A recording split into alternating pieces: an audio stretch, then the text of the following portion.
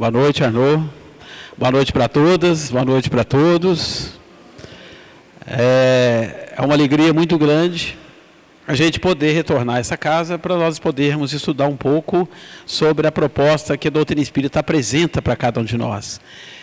Eu vou pedir para poder diminuir as luzes, tem jeito para poder ver o material ao fundo ali? Diminuir as luzes para poder ver melhor o PowerPoint. Por gentileza. Então, a proposta do objetivo que nós trouxemos para a gente refletir na noite de hoje está focado nessas três palavras que nós trouxemos para a gente pensar um pouco. Autoconsciência, aliás, doutrina espírita, autoconsciência e transformação íntima. Qual que é o objetivo que nós esperamos alcançar dentro das reflexões que cada um de nós podemos aqui desenvolver, estando na condição de encarnados ou desencarnados? É entender aquilo que realmente a doutrina espírita oferece para nós enquanto um instrumento de mudança de uma ação e de uma reflexão necessária para que todos nós possamos, então, usufruir daquilo que o Espiritismo demonstra para nós. É provável que muitos de nós estejamos diante de um sol irradiante de conhecimento, mas é provável que a gente esteja absorvendo apenas um fragmento dessa grande proposta existencial que o Espiritismo traz para cada um de nós. Então vamos refletir juntos aqui, né, nesses três conceitos. Eu diria que não são apenas palavras, porque quando as palavras trazem um sentido muito forte, para a gente poder pensar, para a gente poder refletir, eu chamo isso de conceito. Porque se nós entendermos o significado que está por trás dessas três palavrinhas, nós vamos entender que o Espiritismo faz um convite para cada um de nós, para que a gente possa ampliar a nossa visão de mundo, ampliar a nossa visão de realidade e, consequentemente, utilizar melhor desse conhecimento que os amigos espirituais trazem para cada um de nós. Qual relação será que a gente pode estabelecer quando a gente fala da doutrina espírita, que é o nosso instrumento de conhecimento eterno, não é? A gente sabe que quanto mais a gente estuda a doutrina espírita, mais ela tem conhecimento a nos oferecer. Então, de fato, aquele que fala assim, eu já conheço tudo de espiritismo, é porque na verdade conhece muito pouco, né? Dentro da sabedoria socrática, a gente percebe aquela frase muito forte no conhecimento que o Espiritismo traz para que a gente possa agregar, que é: quanto mais sei, menos sei. Portanto, essa é a infinitude que o conhecimento vai trazer para a gente, né? Segundo a doutrina espírita nos oferece. E a autoconsciência seria o quê? Na medida que a gente busca conhecer a doutrina espírita, mais amplia a nossa visão de realidade. Se a gente oferecer essas predisposições, mais amplia a nossa visão de mundo, a gente entende o que a gente veio fazer na Terra, a gente entende o tamanho das nossas missões, porque cada um de nós trazemos as missões a serem executadas na atual vida presente, e ela só acontece a partir do momento, então, que a gente tem essa noção de consciência e se dedica a fazer esse processo tão inspirado que a espiritualidade traz para nós, chamado transformação íntima. Isso porque o conhecimento espírita, ele subjetiva atingir e nos afetar na nossa estrutura mais sensível do ser. É onde nós pensamos, é onde nós refletimos, é onde nós nos encontramos conosco mesmos nas nossas intimidades. Então o Espiritismo veio fazer esse trabalho de transformação. Mas é preciso que a gente se dedique a compreender a natureza desse conhecimento, a especificidade desse conhecimento e a consequência que ele pode exercer nos nossos atos, no nosso modo de sentir e no nosso modo de pensar. E para iniciar, eu trouxe aqui um pensamento do professor Herculano Pires, no livro Centro Espírita. Olha do que ele fala para nós a respeito do que o Espiritismo se torna na nossa vida. Eu digo assim, a magnificência, a magnitude desse encontro que todos nós estamos tendo aqui, quando a gente encontra o Espiritismo na nossa vida. O professor Herculano Pires, ele fala o seguinte: se os espíritas, ou seja, se nós espíritas soubéssemos o que é o centro espírita, ou seja, quais são realmente a sua função e a sua significação, o espiritismo seria hoje o mais importante movimento cultural e espiritual da Terra. Perceberam a grandiosidade que é o significado de cada um de nós nos encontrarmos com a doutrina espírita? Nós vamos buscar aqui o entendimento sobre o conteúdo trazido pelo professor Herculano Pires, que todos nós estamos diante do maior movimento cultural e espiritual da Terra. Isso a nível de conhecimento, a nível de atualização, a nível de toda a síntese do conhecimento positivo construído no planeta Terra até os dias de hoje. E tudo isso está sendo direcionado a nós para nós transformarmos o nosso comportamento, para nós transformarmos a nossa visão de existência, a nossa visão de vida. Percebe? E tudo isso gratuitamente. Não é? Então é fantástico a gente entender como que esses processos da autoconsciência, da transformação íntima, eles dialogam entre si.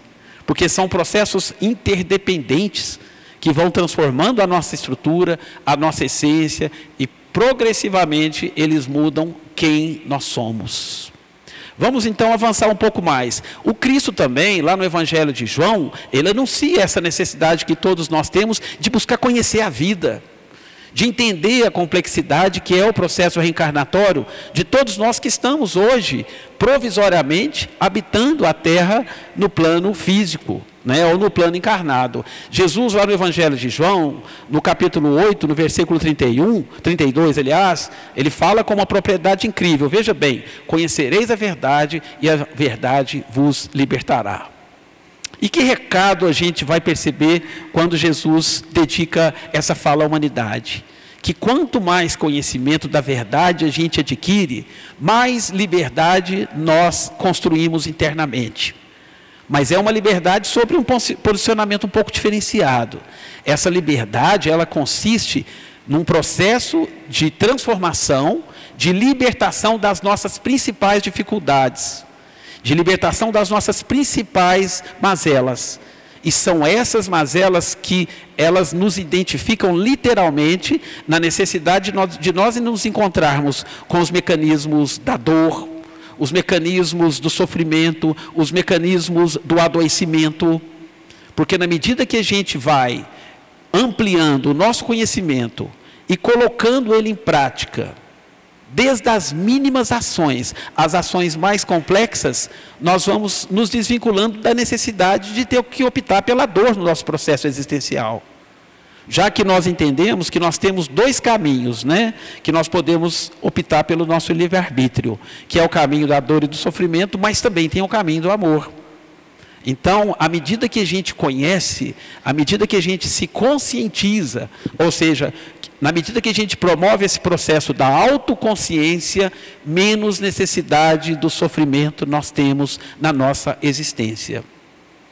Principalmente porque nós passamos a entender que quando a gente encontra a dor em determinado momento da nossa vida, ela está nos dando algum indicativo de que alguma coisa na nossa vida nós precisamos aprender a refletir. Quando o sofrimento bate na nossa porta também, ele está tentando deixar para nós um recado que nos remete a uma reflexão de origem espiritual. Assim como o processo do adoecimento do ser também.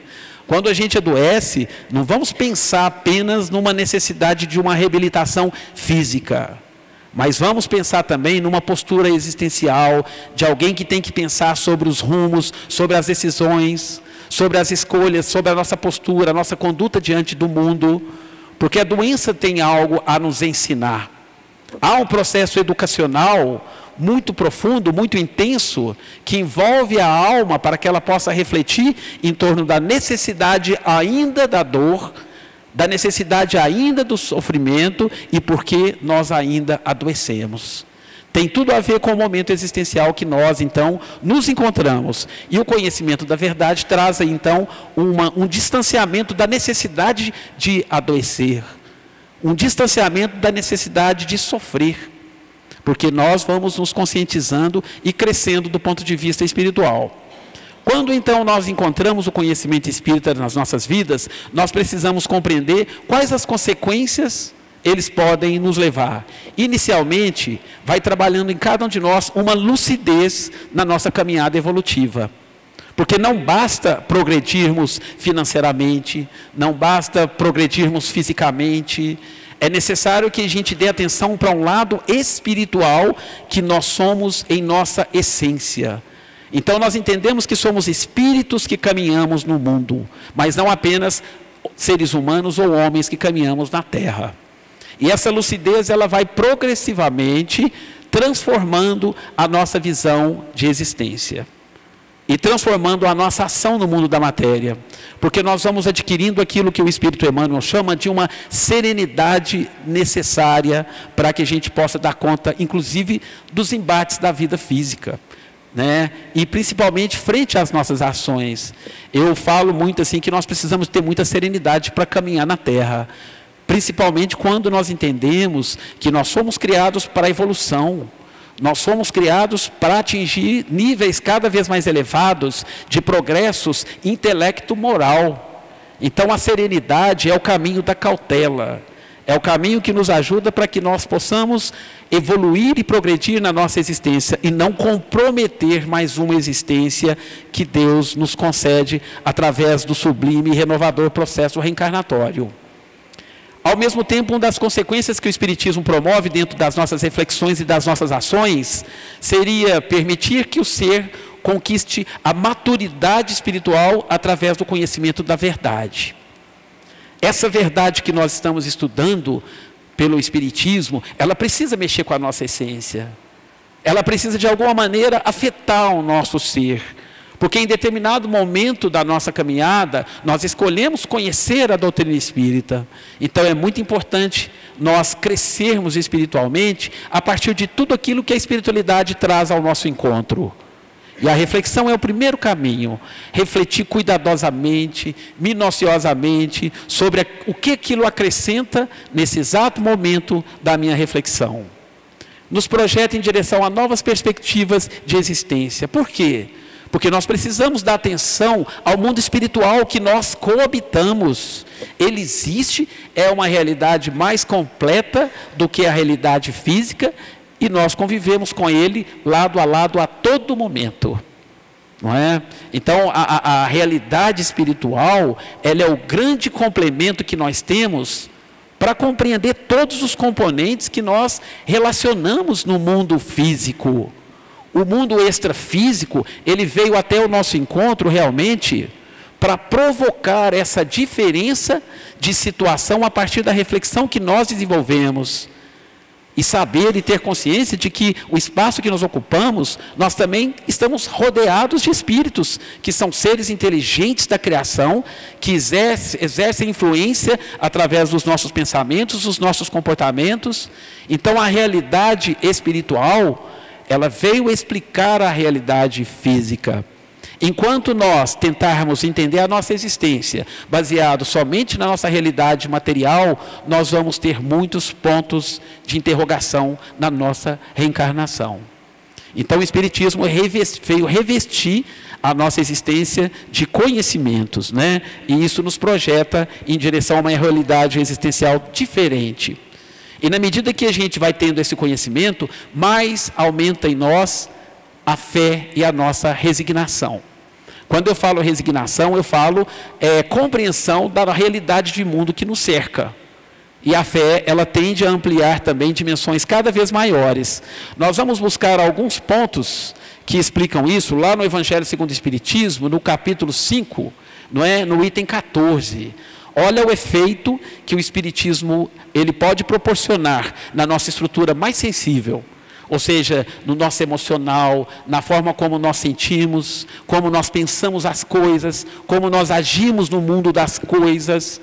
O Espírito de Verdade nos traz nesse capítulo 5, que a calma, a resignação adquiridas na maneira que nós temos de adquirir, de encarar a vida terrena e a fé no futuro, dão ao Espírito uma serenidade que é o melhor preservativo contra a loucura e o suicídio. Observa bem o que esse conhecimento espírita ele pode nos ajudar. Porque na medida que a gente compreende a necessidade que nós temos de absorver esse conteúdo, mais aumenta em nós a fé. a fé raciocinada, não é? E a serenidade que nós precisamos de ter para podermos caminhar na terra, a compreensão que nós precisamos ter quando nós temos momentos conflituosos e turbulentos na nossa existência. Então o Espiritismo é aquela luz que veio realmente trazer a claridade para o entendimento de todos os padrões de existência que nós vivenciamos na terra. Então tudo aquilo que nós vivenciamos nas 24 horas do dia tem a ver com a nossa necessidade de crescimento. Parece que a gente tem uma certa dificuldade em relacionar as coisas como se elas estivessem fragmentadas.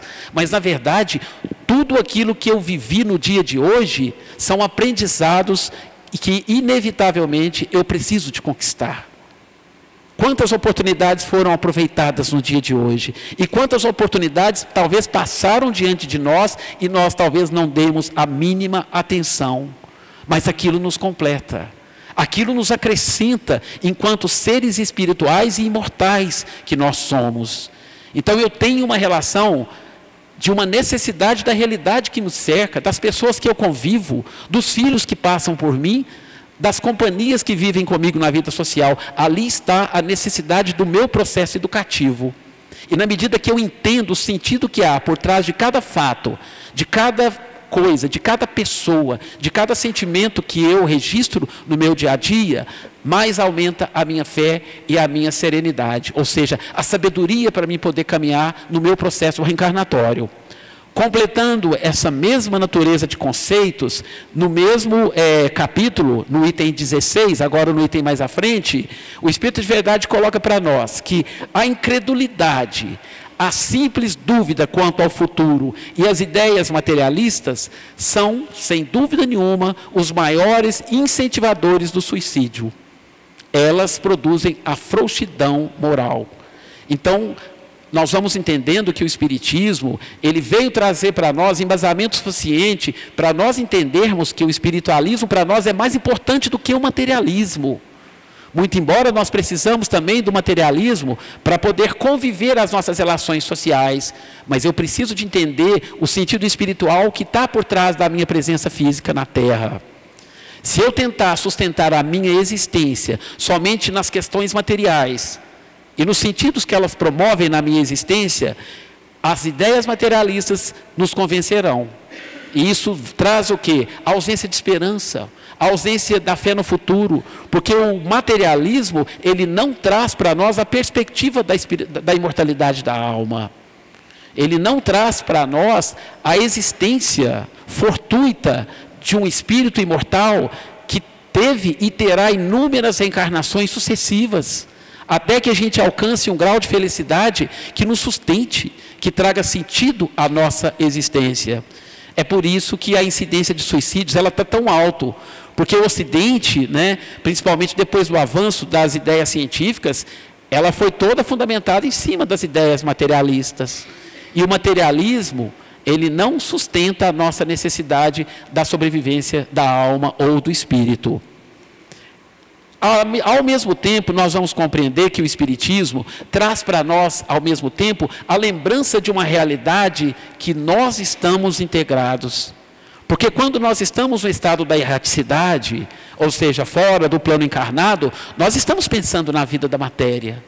Quando nós estamos no plano espiritual, nós estamos estudando o que nós vamos fazer nas próximas encarnações. Porque há um processo sucinto de um planejamento. Todos nós passamos por isso.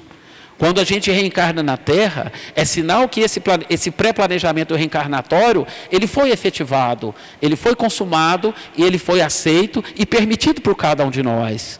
Aí nós mergulhamos na vida da matéria. E quando nós estamos na vida da matéria, nós estamos relembrando muitos conceitos e conhecimentos que nós apresentamos e aprendemos no plano espiritual. Dentre eles, que todos nós somos espíritos sem exceção. Acreditemos no espiritismo ou não, todos nós somos espíritos. Às vezes pode existir determinadas correntes que falam que nós somos apenas seres humanos, tudo bem, com todo respeito, mas mesmo que não acreditem no espiritismo ou nas ideias da imortalidade da alma, nós continuamos a ser espíritos imortais. Ao mesmo tempo, somos seres que estamos caminhando em algum momento da nossa existência em direção à perfeição, mas nós não somos seres perfeitos, nós somos perfectíveis. Ou seja, que na medida em que nós nos esforçamos, que através da vontade, segundo fala Emmanuel, nós aproveitamos para progredir, nós subimos um pouco, né, damos alguns passos na escala da evolução. Responsáveis e autônomos. Vejam bem, todos nós somos responsáveis e completamente autônomos diante das nossas ações. Então, desde já, um princípio cultural que cai por água abaixo é que Deus não nos castiga. Deus não castiga ninguém. Ele nos dá o quê? O intelecto para que nós possamos descobrir em algum momento da nossa existência que todas as nossas ações, eles são totalmente da nossa inteira responsabilidade. De mais ninguém. Às vezes na vida a gente quer sempre, né, dividir os nossos fracassos com alguém, culpando o outro, fulano de tal que é responsável por isso. Não, a nossa parcela de responsabilidade, ela sempre existe nas ações praticadas por nós mesmos. E é por isso, né, que nós somos totalmente autônomos também nas consequências que nós herdamos a partir de todos os atos, pensamentos, sentimentos praticados na vida da matéria. Somos projetos divinos. Todos nós precisamos entender que nós somos filhos amados de um Pai, numa concepção de amor que nós não conseguimos compreender. A gente conclui quando a gente estuda toda a sabedoria trazida pela reencarnação, que o próprio ato da gente estar na Terra hoje, no mundo como ele está, é uma prova do amor divino. Todos nós estamos caminhando na Terra, deparando com dificuldades existenciais, é natural para um planeta de provas e expiações, mas que todos nós fazemos parte de um projeto divino muito amplo. Porque nós não somos filhos órfãos, nós somos filhos que descendemos de uma paternidade divina, onde o amor é a essência que resume o verdadeiro sentido da nossa vida. Aliás, o verdadeiro sentido da gente estar aqui hoje, vivendo momentos em família, vivendo momentos em sociedade, momentos ora alegres, outros melhores, outros difíceis, isso é uma prova do amor divino. Principalmente entendendo que é nesse mundo, às vezes cercado por turbulências, por conflitos, é que nós vamos trabalhar o nosso processo da perfeição, né? Vamos crescer em perfectibilidade. Somos os seres inteligentes da criação. Já vivenciamos séculos e séculos de existência na Terra, já encarnamos milésimas vezes, não é? E fomos desenvolvendo a intelectualidade, que na verdade é uma das finalidades do processo da reencarnação na Terra. Está no Evangelho segundo o Espiritismo. E uma das grandes ferramentas e mecanismos que fazem com que nós nos tornemos gradativamente seres melhores do que somos é a reencarnação. Que na verdade não é utopia, não é ficção, não é filme, é realidade. E a realidade ela está em torno de nós mesmos. O grau de intelectualidade que a gente alcançou, as capacidades, as competências que nós já adquirimos, elas não podem ser processos adquiridos numa vida de apenas 60, 70, 80 anos ou menos. São processos.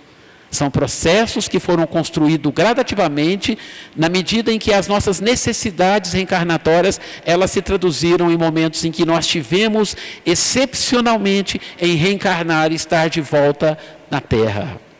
E esse retorno, ele é maravilhoso, né? Com todas as dificuldades que, na verdade, são processos pedagógicos, são processos educacionais do ser. Nós viemos e reencarnamos milhares de vezes porque houve necessidade. E nós estamos aqui hoje porque há uma necessidade da gente estar no mundo, nesse momento, nessa família e nesse corpo que eu habito provisoriamente. Que a gente tenha consciência disso para aproveitar ao máximo a oportunidade divina que foi concedida a cada um de nós. Outro ponto interessante, trazemos internamente o germen da perfeição, ou seja, Deus habita dentro de cada um de nós. As perfeições divinas, elas estão no nosso ser, em determinados níveis, em determinadas limitações, mas o germen da perfeição, ele está em nós. Aliás, foi Jesus mesmo que nos disse que nós somos deuses, vós sois deuses. Então, Deus habita dentro de cada um de nós. A gente não precisa de buscar um Deus externo, ou um Deus lá fora, ou algo que venha preencher em nós essa condição. Porque nós somos deuses. A menor partícula de Deus, infinitesimal, ela está dentro de cada um de nós. Está também, ao mesmo tempo, a presença das leis divinas. Ou seja, todos nós que reencarnamos na Terra, nós trazemos a presença de Deus e o que Ele espera de nós, gravado e circunscrito na nossa consciência, que são as leis divinas. E essas leis divinas, elas então iluminam o nosso psiquismo humano para que nós possamos ter um filtro diante das nossas ações. Toda ação que nós temos na Terra, se nós passarmos a refletir em torno do conhecimento que nós estamos tendo, nós vamos com certeza optar melhor e errar menos. Porque a consciência, ela é o nosso labirinto onde está reservado a presença das leis de Deus. E ela veio contribuir para o nosso progresso, na medida em que ela ilumina o nosso psiquismo humano e nós aprendemos a agir com mais assertividade. Não é? Por que quando a gente faz uma ação boa, a gente se sente feliz? Porque nesse exato momento, a nossa estrutura intelectual e emocional, ela está sintonizada com as leis de Deus, que estão gravados na consciência de todos. Ninguém nasce sem a iluminação da consciência. Todos nós, sem exceção, trazemos esse talento que nos ilumina. Se viesse alguém sem as leis divinas na consciência, então Deus seria injusto. Agora, a obediência, a reflexão, a lembrança que cada um de nós devemos fazer em direção a essas leis que estão gravadas na nossa consciência, é que depende então de cada um de nós. Não é? Trazemos um projeto prévio para as nossas vidas. Por que seria isso? A vida na Terra não é um projeto aleatório, é um projeto pensado. Estar na Terra é, antes de qualquer coisa, um projeto muito inteligente, regado de uma sabedoria incrível. Tudo aquilo que eu me relaciono, né, eu volto a afirmar isso para que a gente possa ampliar a nossa compreensão no dia a dia, tudo aquilo que eu me relaciono tem a ver com a minha necessidade de aprendizado. Nada está desconectado da minha necessidade de aprendizagem e de conhecimento. E de adquirir esse conhecimento, não é? Por quê? Porque esse pré-planejamento que nós fazemos no plano espiritual, ele faz com que nós, quando nós vamos reencarnar, nós estejamos justamente no local que nós precisamos para evoluir. Então, na verdade, não existe nada errado. O que eu preciso de começar a ampliar em mim é a minha serenidade, para que essa serenidade possa me levar à sabedoria, para entender que eu estou no lugar exato da minha existência. Ou seja, ninguém reencarnou no lugar errado. A reencarnação é um processo extremamente sábio. E nós precisamos descobrir esses sentidos. Por que as pessoas estão do meu lado? Quem são elas e quem sou eu em torno de tudo isso? Fizemos um preparo para as nossas reencarnações. Então, o que nós estamos vivenciando, o que nós estamos enfrentando, as nossas turbulências, elas são necessárias para a gente adquirir determinadas virtudes que em outras oportunidades é muito provável que nós não demos a atenção necessária. E por isso nós desperdiçamos. Então, essas necessidades educativas, elas voltam de acordo com o pré-planejamento reencarnatório de cada um. É lógico que isso jamais, ou em qualquer momento, anula o nosso livre-arbítrio. Porque só conquistamos a nossa liberdade, a nossa maturidade espiritual, exercitando a nossa liberdade em escolher. Então, não significa que esse pré-planejamento que a gente faz, que a gente cria associações no plano espiritual, tem que ser cumprido à risca. Porque aí nós estamos lidando com o outro lado da compreensão, que é a destinação. A gente não está destinado a ser isso ou a ser aquilo. Mas o nosso pré-planejamento nos leva a entender que nós somos possibilidades de alcançar um objetivo que foi traçado junto conosco no nosso processo reencarnatório. Então é engraçado quando a gente reencarna, né? A gente lida com determinadas situações que estão no nosso planejamento reencarnatório e a gente se revolta ou às vezes culpa Deus, numa maioria das vezes, né? mas é preciso que a gente recobre a nossa lembrança, que a maior parte das provas que nós atravessamos, elas foram escolhidas por nós. Fomos nós que pedimos para que as coisas aconteçam dessa maneira, indiretamente ou diretamente. Então Deus não tem culpa sobre determinadas coisas que a gente encontra, que são consequência dos nossos atos, sejam eles da vida presente ou da vida passada.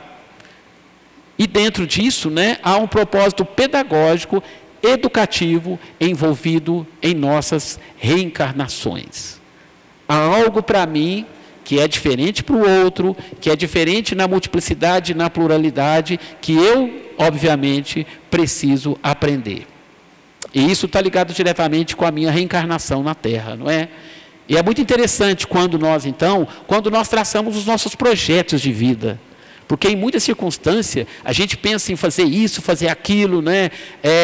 Tentar salvar uma humanidade, a gente pensa muito sobre essas tarefas ideais, não é? Mas é muito importante que os nossos projetos de vida, profissional, pessoal, eles possam estar, pelo menos, aproximando dos nossos planejamentos reencarnatórios. Né? Porque é muito bom quando a gente desencarna e a gente percebe que grande parte dos nossos projetos ou dos nossos planejamentos, eles foram resolvidos na Terra. É frustrante quando a gente percebe que a gente criou projetos de vida, mas eles não condizem com os nossos pré-planejamentos reencarnatórios. Né? Então, às vezes, acontece muito a gente vir para o Espiritismo e falar assim, eu quero ser igual ao Divaldo, eu quero ser igual ao Chico. Mas a gente tem que entender que eles foram espíritos, que eles foram preparados para isso.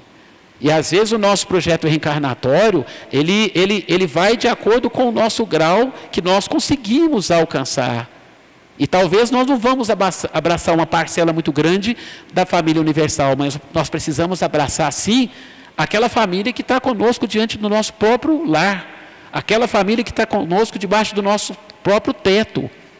Não é? Então, o nosso planejamento reencarnatório, ele está alinhado ali com o nosso projeto de vida. Quando a gente consegue pensar bem, com serenidade, utilizar muito a intuição, através da oração, buscar também o aconselhamento dos nossos amigos espirituais, nós entendemos as nossas escolhas e decisões que devemos fazer na Terra e que tem tudo a ver com os nossos planejamentos reencarnatórios.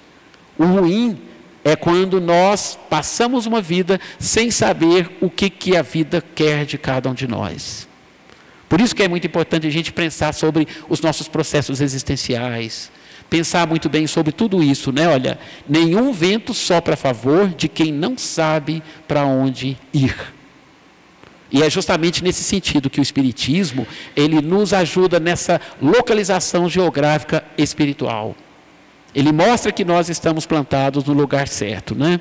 E avançando um pouco mais, há 3 pilares de sustentação que nos auxiliam aí na doutrina espírita. A espiritualidade nos sugere 3 processos.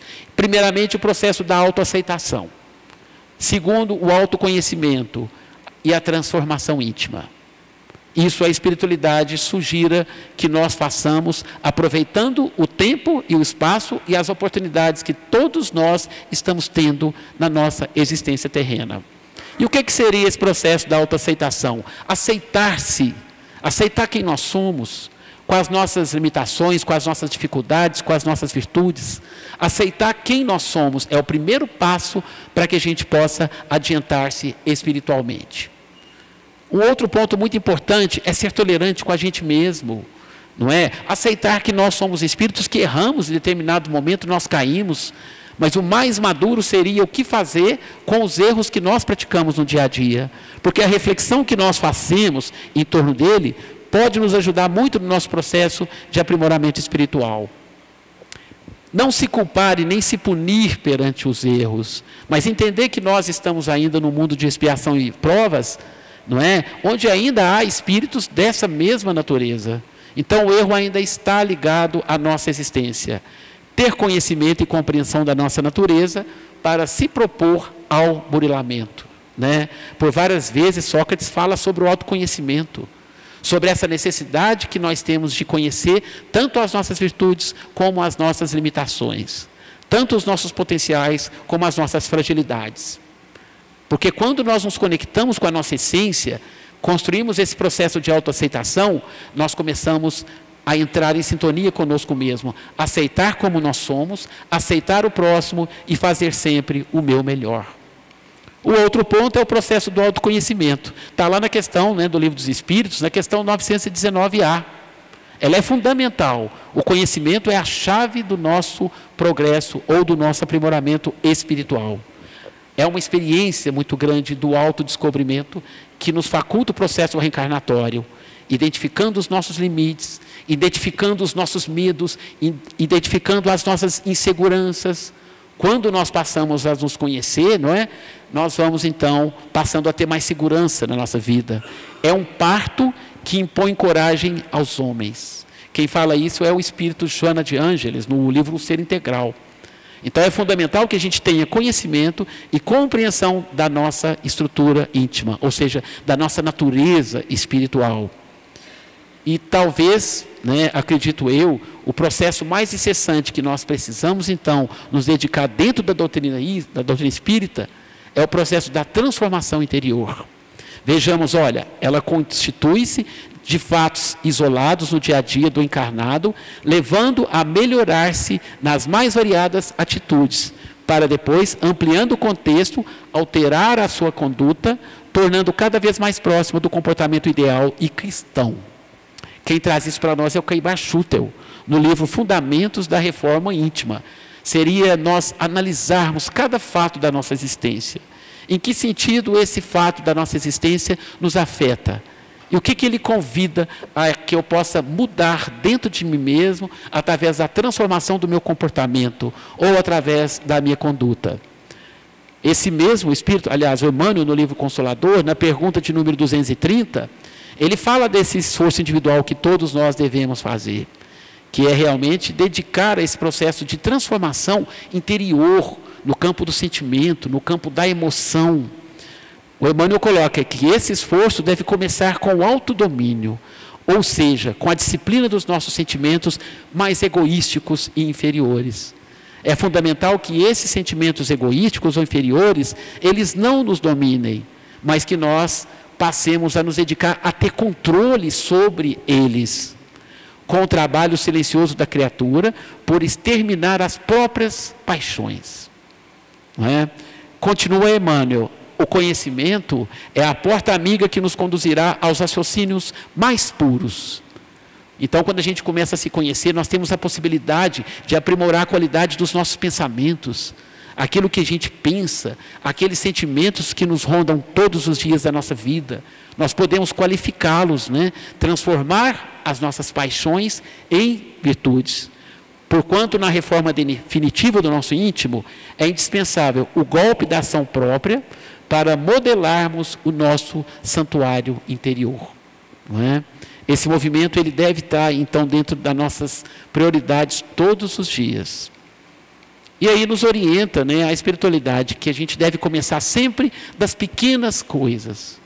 Começar sempre nos educando nos vícios e nas dificuldades mais simples, para depois caminharmos para as mais complexas. Aprender a ouvir mais o próximo que se encontra perto de você. A lei de sociedade é uma lei divina. E ela nos faculta que o próximo, as pessoas com que nós convivemos, elas nos tragam o espelho daquilo que nós somos. As pessoas que conversam conosco, elas nos ajudam a entender quem nós somos. Sermos flexíveis conosco mesmos, Não sermos muito extremistas com as nossas atitudes, fugir um pouco da nossa necessidade de culpa, de remorso. Isso não nos faz progredir. A Joana de Ângeles, no livro Amor Imbatível, ela fala que quando nós entramos numa consciência de remorso ou de ressentimento, nas linhas evolutivas nós estamos completamente estacionados. Então é preciso que a gente então procure ser flexível também com as nossas atitudes e diminuir dentro de nós também o rancor, o ressentimento, compreender, entender os nossos limites, abster-se dos julgamentos que nós fazemos dos outros, abrir a porta para a conciliação, mas essa conciliação é para conosco mesmo, primeiramente, para depois com os outros. Cultivar sempre a oportunidade do diálogo. O diálogo é uma forma de comunicação que nos leva a um crescimento muito necessário. E estar sempre disposto a aprender. Pense sempre que é possível se transformar para melhor. E caminhando então para a gente encerrar a nossa reflexão da noite, no livro Vigilância de Joana de Ângeles, há uma lição muito interessante que nos vem falar justamente da necessidade urgente que nós temos da transformação íntima. Joana fala o seguinte: somente a transformação íntima nos trará a paz e a felicidade que nós almejamos conquistar na nossa vida. A mudança para melhor é urgente, mas compete a cada um, de forma corajosa, de forma individual, decidir a partir de quando e como ela se dará. É interessante, né, que isso nos leva para a gente poder realmente aproveitar ao máximo a reencarnação. E tem um poema muito interessante que fala da necessidade da autoaceitação, que nós finalizamos a nossa reflexão da noite. Assim nos diz a espiritualidade: aceita a vida que Deus te deu. Aceita como és. Aceita teus familiares, aceita teus conflitos, aceita tuas decepções, aceita tua parentela, aceita tuas dificuldades financeiras, aceita tuas desilusões, as ingratidões contra ti, tudo e todos. Aceita atos e atitudes e faze o melhor que puderes. Continua: aceitar não quer dizer aplaudir e fazer o mesmo, mas compreender que cada um se encontra em um grau evolutivo diferente. Portanto, aceita como és, aceita o teu próximo e faze o teu melhor. Com isso, alcançarás vitória sobre teus conflitos existenciais e encontrarás o seu devido valor para todas as coisas da vida. É a resignação. Essa resignação é o passo inicial para a nossa transformação e a nossa mudança para um ser cada vez melhor. E finalizando, né, tem aqui o Emmanuel, no livro Estude Viva. Essa lição nos traz, então, um resumo de tudo aquilo que nós buscamos refletir na noite de hoje. Todos estamos situados em extenso parque de oportunidades para trabalho, renovação, desenvolvimento e melhoria. Entre aquelas que seguem no encalço, como sendo as que te respondem às melhores aspirações, detém, quanto possível, a oportunidade de auxiliar. Então, nós vamos observar que André Luiz fala que o trabalho, para nós, é fonte de renovação. Trabalhe sempre e jamais pare nas estradas da vida para desenvolver um julgamento, para poder fortalecer um preconceito, para desenvolver uma crítica destrutiva. Mas o trabalho é fonte de renovação da vida para um espírito imortal que, em determinado da senda evolutiva, navega evoluindo através dos seus próprios esforços. Que a gente trabalhe sempre, mas que a gente não esqueça que o principal trabalho que nós podemos desenvolver é o trabalho do burilamento íntimo, que nós precisamos promover em torno da nossa realidade íntima. E que talvez a nossa realidade íntima, ela possa ser talvez um universo muito desconhecido por nós mesmos. Que a gente aproveite ao máximo a oportunidade de fazer luz ao conhecimento espírita dentro de cada um de nós. E nos ocupemos mais, nos esforçando para que esse processo reencarnatório, ele possa ser o melhor de todos. Possa ser a melhor de todas as edições reencarnatórias que nós já tivemos. Que a bênção de Deus ilumine a todos e que os bons espíritos, através das vozes e das intuições do plano invisível, nos ajudam para que nós possamos sair mais felizes dessa existência presente. Muito amor e muita paz para todos. Muito obrigado e uma boa noite.